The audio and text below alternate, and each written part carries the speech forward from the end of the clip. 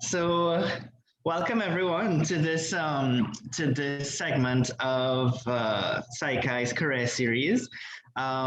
Before we start, a little bit about the series. The career series is really something that Psychi is doing so that persons who are young and budding practitioners or researchers can get a little bit of knowledge about what's out there, what is after a degree in psychology. What can you do with it?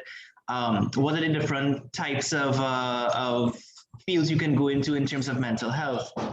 So today we are going to be talking to Miss Denise Johnson, who is a clinical psychologist. So welcome, Denise. And to start off, can you tell us a little bit about yourself?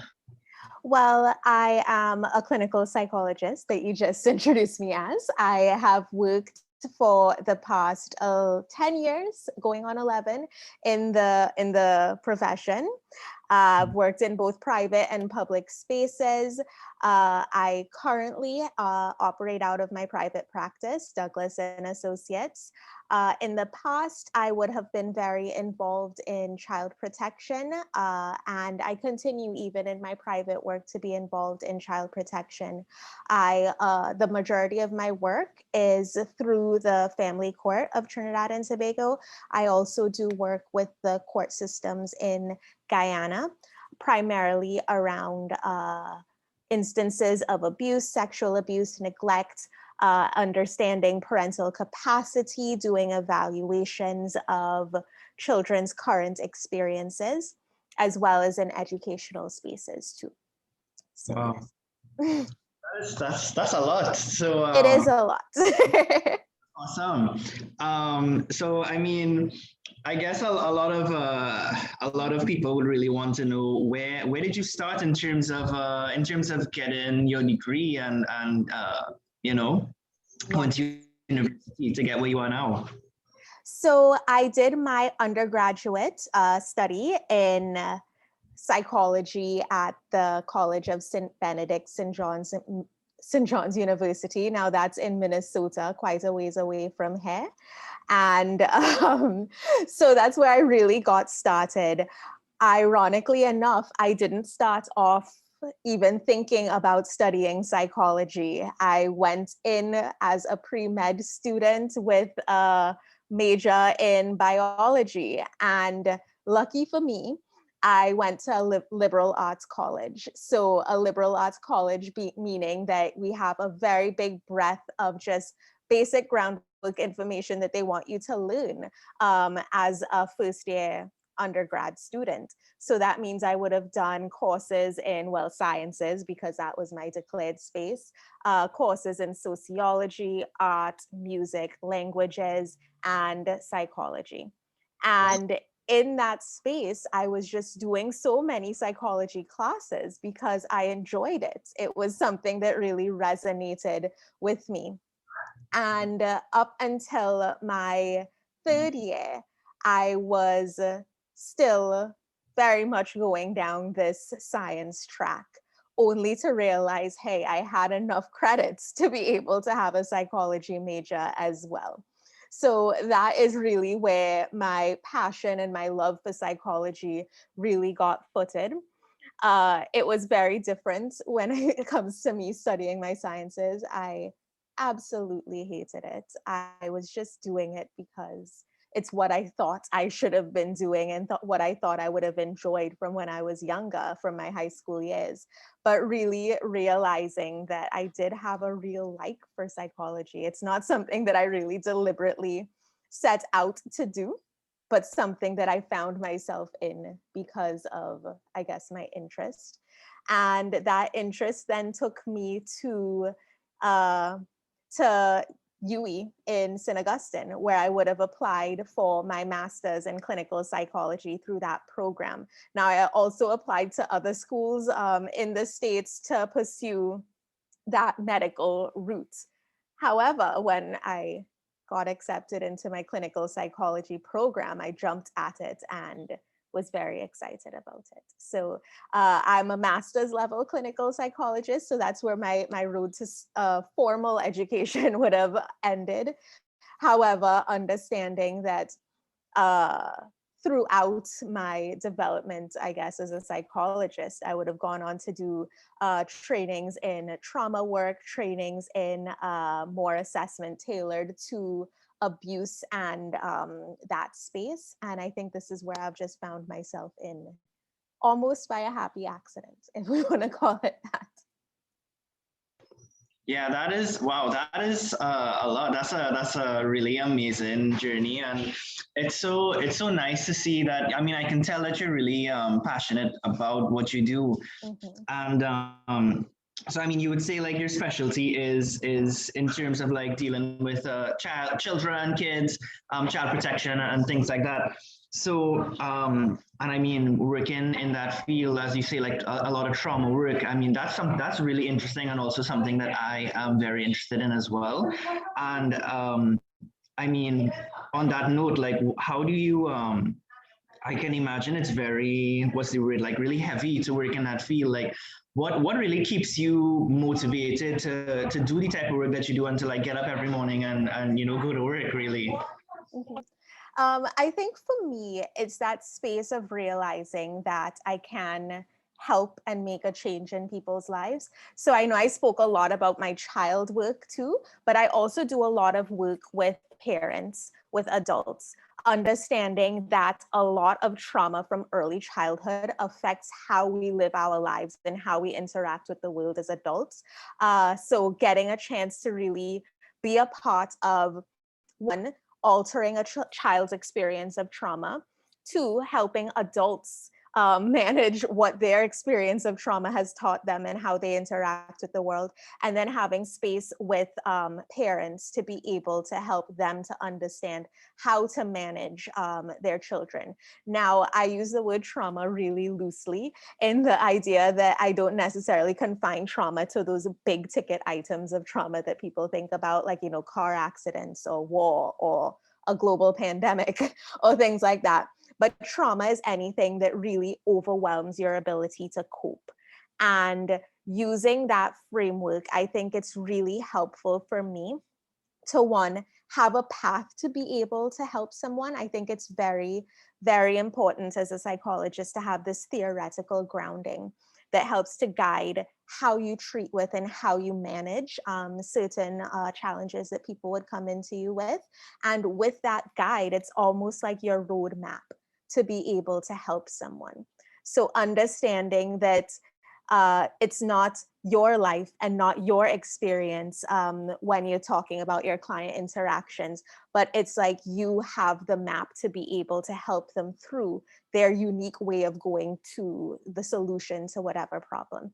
And I think understanding that framework, having this idea that yes, it may seem overwhelming to them right now, but I can help offer some sort of clarity. It really grounds me in what I do. And I think it helps me to be able to put things down when I hear it. So understanding that, yes, there is a lot of stuff that I hear on a daily basis, but understanding the plan to be able to help and trusting the process and trusting that psychology is a science and a very evidence-based approach to being able to handle people as they're coming in, it really helps me to be able to put it down. The other part of that is really just having really good self-care. Really knowing when you're getting to that space of burnout and taking a break, having self-care ingrained in your day-to-day activities. So knowing that when I'm not working, there's other things that I do that bring enjoyment and fulfillment to my life. There are things that I do to be able to de-stress and things that you do to be able to fill yourself back up as well. So that's a really important point of being a practicing psychologist, is being able to find that balance and then trusting the science of it as well. Yeah, wow. Okay, thank you for that. So yeah, you talked about a little bit about psychology definitely being, you know, scientifically backed, contrary to a lot of beliefs about it being a pseudoscience and whatnot. But you know, because that's just our context here in the Caribbean, we don't really, you know, take mental health very seriously. But I mean, um, you know, what can you tell us about the work that you would have done in terms of research? Mhm. So a lot of my research would have been in my academic period, if we want to call it that. And it was geared towards the real emotional experience of our primary school age kids, especially our kids being groomed and geared toward the SE examination, which I know is always a huge source of stress, anxiety, not only for the parents, but for the children, not only for the children, but for the parents as well. And even understanding as adults, I'm sure if I ask any over 12-year-old person, they have very vivid recollections of what that SEA exam day was like for them. Why I was so keen on researching this space is a little bit of background history and context with me, is that I would have moved to Trinidad initially in one of my many phases of moving back to Trinidad within months of when I had to write SE. In my day, it was an SE. I'm aging myself. It was common entrance. But I would have come in and seen this stress and this anxiety and this trauma that these kids were going through. I had no idea what was going on. I was coming from an American system. It's like, why are they so stressed out about this exam? And I think that's where my real curiosity in researching some of these things came from. And yeah, so a lot of my research has been very much formed around that anxiety and academic performance space. But then what was a very interesting, happy byproduct of that was the understanding that that is a very real trauma for a lot of the people in our population. I'm sure if you start asking people about their experience, it's all very overwhelming for most who go through that space. Yeah. Yeah, definitely. I think our education system is very much about like memorizing and regurgitating information, and it's so intense, and we place such a big emphasis on getting an education here that it is extremely overwhelming for a lot of people. Yeah, so I see that Zaria has posted some questions in the chat, so I'll just read them out for you. She's asking, can you talk about TTAP? How can a young person in psychology, how can one be involved as a young person in psychology, and what has your experience been with TTAP? So I've been a member of TTAP since I was a graduate student. So when I started my clinical psychology studies, I would have really been urged by my professors at the time to become involved in TTAP. And I think it's very important for us as professionals to be affiliated to a professional body. And it's not that in Trinidad, so locally, as opposed to other parts in the world, we don't necessarily have to be licensed at this point with TTAP, but there is works in process over the past few years to make that body to really have some sort of licensure and control over our profession, because it is very important for our profession to be grounded and run by ethical codes of conduct and, all of the other parameters of safety that being a member of a professional body comes with. So as a young budding professional, even in your undergraduate spaces, I would urge you to become members of the professional body, because it, one, fosters connection with other professionals. For the younger members of our profession, it kind of builds this rapport. You get to really have conversation and talk to elder members of the profession, and really get some guidance from being able to understand what it is you want to do, because the field of psychology is so vast. There's so many different ways to practice psychology. We have school psychologists, we have forensic psychologists, we have clinical psychologists, counseling psychologists. So really being able to have that kind of networking and understanding in terms of what you want to do in your profession as you're thinking about moving forward, I think that would be hugely important. Yeah. Awesome, thanks. And also, I just realized, I mean, I should probably also say that for those of you who might be listening to this afterwards, TTAP is Trinidad and Tobago Association of Psychologists, which is, our board of psychologists that we have here in Trinidad. And in addition to this, you are also a member of the American Psychology Association. So can you tell us a little bit about that and what are the benefits of being part of the APA? Oh, the APA is, as you said, the American Psychology Association. One of the major benefits that I personally get out of it is the access to research and publications that they put out. They have a huge breadth of publications and different resources that are always being updated. I think with their newsletters and their magazines, it's always such a rich source of, just thought-provoking insight and growth in the profession. And I think that's immensely important, is realizing that psychology isn't a stagnant field. It's always changing.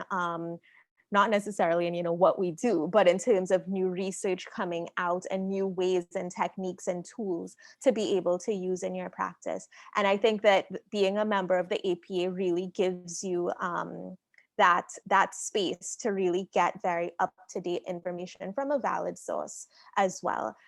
So I think that's one of the biggest merits, at least for me, in being an APA member. Right. Yeah, that's awesome. And I mean, that is a very good point in terms of being able to access research, not only as somebody who wants to do research, but also as a practitioner, for you to be constantly in the loop of things that are going on in terms of new interventions, types of counseling, all these types of things. So that's really awesome. So something else that I want to segue into is I wanted to ask about doing a master's. So your master's would have been in clinical psych, but for me right now, I think I'm looking at, I would love to do a degree in clinical psych, but I'm also looking at my options and what is viable to me. And I'm thinking, hey, what if I wanted to do a master's in maybe counsel and psych, right? Because they offer that in, I think it is Cape Hill in Barbados. And, would I be able to maybe do a master's in counsel and psych, but then kind of branch out into clinical? Would I be able to do maybe a doctorate in clinical psych with a master's in counsel and psych? Can you tell us a little bit about that, if you know? Yeah. For sure. The one thing I would say is that counseling psych overlaps a lot. Clinical psych has a lot of components of counseling psych built into it. However, the other isn't necessarily true. So for example, just the differentiation between clinical psych and counseling psych is that clinical psych really looks to a lot of these standardized measures to be able to use statistics, use numbers, use questionnaires, and that whole analytical statistical approach to be able to diagnose severity of different disorders and things like that. So clinical psych, it does have a very heavy component of, just that whole statistical and research-based diagnostic kind of tools. So with clinical psych, we're looking at some of these assessment tools, like, these intelligence measures, these academic achievement measures, measures of depression and personality inventories, and those kind of spaces and spheres. Whereas counseling psych doesn't necessarily utilize those tools as such. Is that in counseling psych, you may be taught how to use them, but not necessarily the in-depth statistical and analytical space of it. So that's one of the big differences between clinical and counseling. However, clinical psych does have this very much therapy and sitting with persons in their moments of distress tools as well. So whereas with counseling psych, it may be helping persons dealing with life stressors and day-to-day challenges and those kind of things, and walking them through that therapeutic process. Clinical psych would also look at that, with the addition of some of the more florid psychological issues as well. So when I say the more florid ones, I mean the issues with personality disorder, with psychotic disorders and things like that too.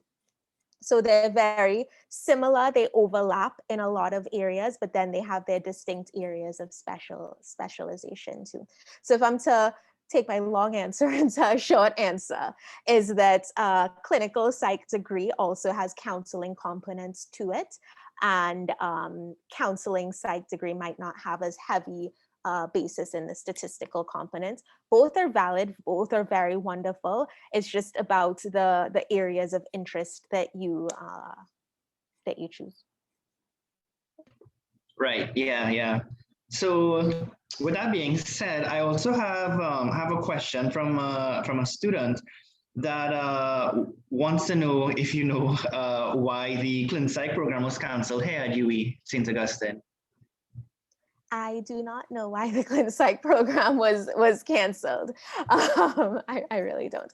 I know from my experience, it was very, very involved. It was a very involved program. And with it being such an intense program, I think that maybe there was those challenges in being able to keep up with costs and whatnot with it. But I'm not really sure as to why it was stopped. But definitely, if it is you have questions about that, you can ask those who are department heads and whatnot. What's up with that? So I can't answer that. Yeah. So I threw it in one time because somebody was just wanted to know. But that would have been a Masters of Science, that program. So what do you think is the difference between doing a Masters of Science and doing a Masters of Arts, and who should do which? So the Masters in Science, it kind of overlaps with what I was saying about the difference between Clin and counseling psych. So the Masters of Science, again, is very statistical, very research oriented. With the Masters of Science, you're very much expected to do a lot of stats courses, and it's leaning on that end of it. So if you don't like math, if you don't appreciate statistics, then maybe going into a Master of Arts might be a easier fit. However, the statistical part of it is very important, and it is a component of the counseling psych spaces too. And it's a very big part of psychology that a lot of people don't pay attention to. Just that heavy statistical component. A lot of times when students talk about research and statistics, it's almost like if they're scared of it, they're scared of the numbers. They're like, oh my goodness, I came into social science and not a math degree. Yeah, but when you really start to understand it, it really opens up a whole different world to you when it comes to understanding psychology. Is that the numbers, yes, they may seem intimidating, but when you're doing your studies and whatnot, you have to actually work out some of these problems and whatnot. When you're actually in practice, there are software programs and stats tables and things for you to help out. So it's not like if you have to reinvent the wheel every single time you're doing a test. But there is a certain level of importance in understanding that ground level fundamental things, because it makes so much more sense when you're able to think that, oh, okay, this is a T-score versus a Z-score, and what does it mean if I see a T-score of this? And it really helps you to be able to catch your mistakes as well. So for example, and I know I'm talking statistics language, I hope I'm not losing people, but if you see a standard score, understanding that a standard score average is 100, right? Hoping you're with me, bell curves. Hopefully I'm not losing people talking stats. But if you see, and you're doing a test, and you see that this person has a standard score of 80, if you understand the statistics, very easily you'd see SS equals 80, and then you'd be able to think, okay, well, that's below average. So without having to think too hard. And it's because of that theoretical foundation you have with the statistics. So for example, if you see a t-score of, 105, then you'd know, okay, something is grossly wrong here because a t-score average is 50. And I did something wrong because 105 is a little bit of a weird number for me to get. So when you have that ground level understanding of statistics, it almost makes a lot of the theoretical and application things a little bit more easy, if that makes sense. Yeah, don't worry, I totally kept up with every single thing. Here we go. I'm seeing Zaria has another question here in the chat. So Zaria wants to know, did you do an internship in Trinidad and did you have to source it, or was it sourced through your master's program? Which I will just say, this is a very good question, because a lot of master's programs do, in clin psych in particular, do want you to have some level of clinical experience before doing it. Mm-hmm. So mixed bag question. So I would answer by telling you about my journey. Is this space of me now graduating with an undergraduate psych degree? I didn't know what that meant. I didn't know what I wanted to do. I actually did find myself working as a receptionist in a psychology agency in the States. So I think that was like my self-imposed internship in beginning my journey as a psychologist. So I spent a year literally doing a lot of the admin work, doing a lot of the statistical scoring that I was just talking about for the psychologists that I was working with. And I think that cemented my space in understanding, okay, I could do this psychology thing. When it was, I started my master's, the internships, they call it, oh gosh, the name is escaping me now. It's been too many years. What do they call it? They call it practicum. There we go. So we had to do practicum while enrolled in the program, and all of our practicum sites were sourced and sanctioned by our university. So it was, and that's a very important thing too, is that we need to make sure that your internship and practicum sites are valid, and that the persons that are supervising, they are, able to give you the best supervision they can. So it was through the program that it was sourced. Yeah. Awesome, thank you for that. We have just about like I'll say about 5 minutes left. Mm-hmm. So I think I would like to ask you, have you ever, or would you consider going back to school to do a PhD or maybe even a PsyD? I think that's always in the back of my mind, this space of going back and getting a PhD or a PsyD in psychology. A lot of my colleagues from my program, I'm saying a lot, it's a very small batch of us that graduated, but at least 3, soon to be 4 of them have gone back and studied and gotten their PhDs in psychology in various fields of psychology.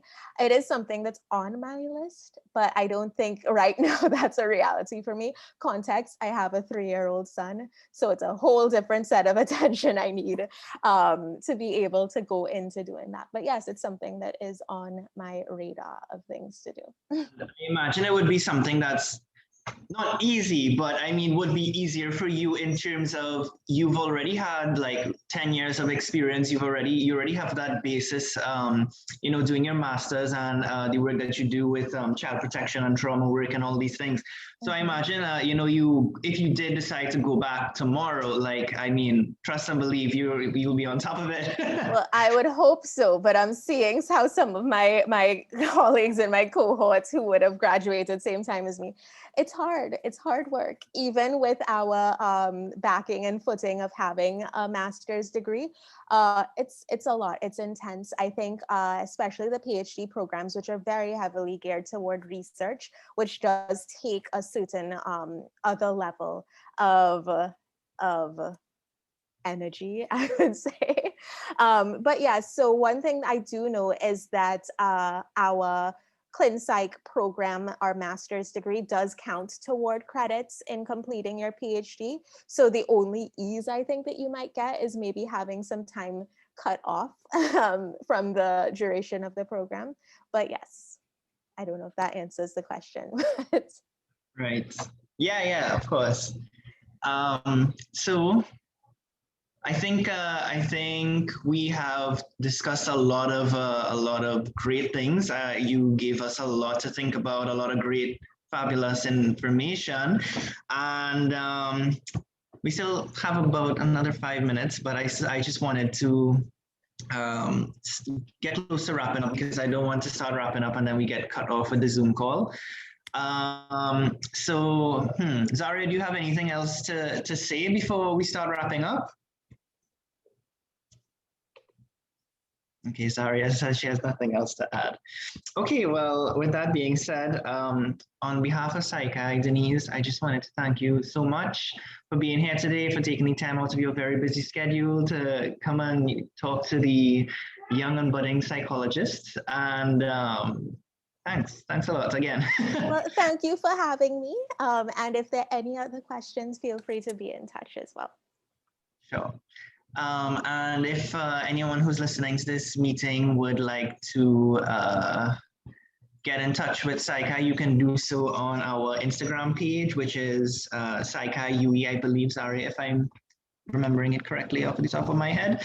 And you can keep up with us to see when the next career series is. So thank you all who are attending and watching this with us. Thank you again, Denise. Thank you. You guys have a good day and be safe. Thanks.